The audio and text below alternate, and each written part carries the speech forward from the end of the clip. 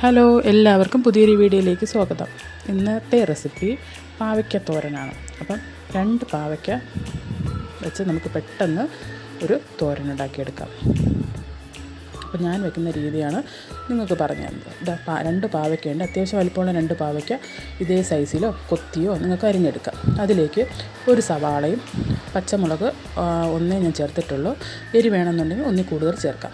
ഒരു തണ്ട് കറിവേപ്പില, ഒരു 1/4 കഷ്ണം ഇഞ്ചി, പിന്നെ ആവശ്യത്തിന് ഉപ്പും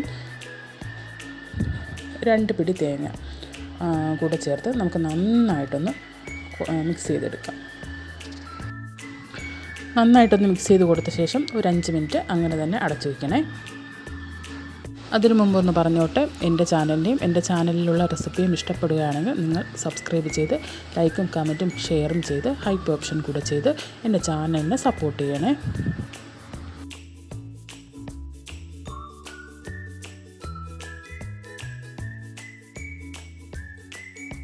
നന്നായിട്ട് യോജിപ്പിച്ച ശേഷം നമുക്ക് കുറച്ച് നേരം അടച്ചു വയ്ക്കാം. അതിനുശേഷം ഗ്യാസ് ഓൺ ചെയ്ത് നമുക്ക് ഒരു ചീനിച്ചട്ടിയിലേക്ക് കുറച്ച് എണ്ണ ഒഴിക്കാം. എണ്ണയൊന്ന് ചൂടായി വരുന്ന സമയത്ത് നമുക്ക് കടുകിട്ട് പൊട്ടിച്ചെടുക്കാം. കടുകൊന്ന് പൊട്ടി വരുന്ന സമയത്ത് ഉഴുന്നും പരിപ്പ് ഇട്ട് നമുക്കൊന്ന് മൂപ്പിച്ചെടുക്കാമേ. മൂത്തൊന്ന് വരുന്ന സമയത്ത് നമുക്ക് 2 വറ്റൽമുളക് ഇട്ട് കൊടുക്കാം. അതിന് കൂടത്ത് ഒരു തണ്ട് കറിവേപ്പിലയും കൂടിയിട്ട് ഒന്ന് മൂപ്പിച്ചിട്ട് നമ്മൾ ഈ കുഴച്ച് വെച്ചിരിക്കുന്നില്ലേ പാവയ്ക്കയുടെ കൂട്ട് എല്ലാം കൂടെ ഒന്ന് നമുക്കതിലേക്ക് ഇട്ട് കൊടുക്കാം.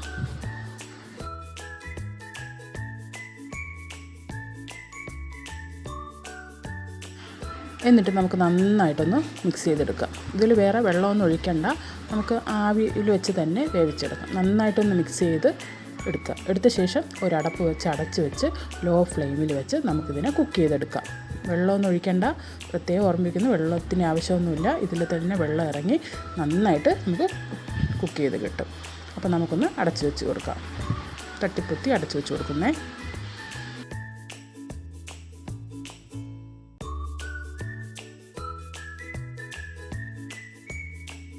അങ്ങനെ ഇടയ്ക്കിടയ്ക്ക് 2-3 പ്രാവശ്യം നമുക്ക് ഇതുപോലെ ഇളക്കി തട്ടിപ്പൊത്തി വെച്ച് കൊടുക്കാം.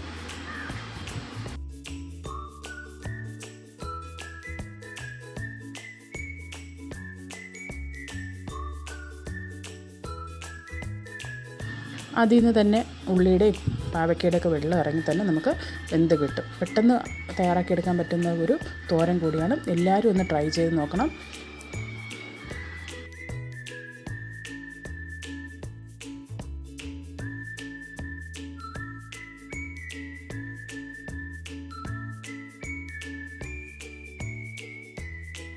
ഇടയ്ക്കിടയ്ക്ക് നമുക്ക് തുറന്ന് ഇതുപോലെ ഒന്ന് നന്നായിട്ടൊന്ന് ഇളക്കി മിക്സ് ചെയ്ത് കൊടുക്കാം. ഏതാണ്ട് വെന്തിട്ടുണ്ട്.